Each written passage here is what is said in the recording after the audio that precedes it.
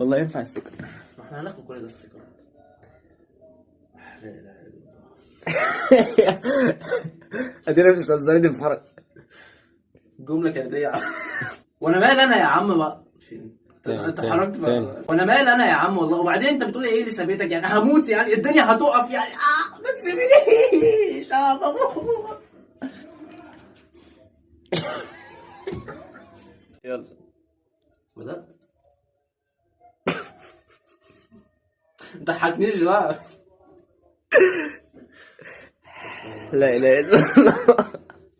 دي جديدة بقى، استغفر الله العظيم. يلا يا عم كانت ايه؟ بنسى وربنا. ايه ده بقى؟ ايه ده والله عشان بنسى الجمله وربنا.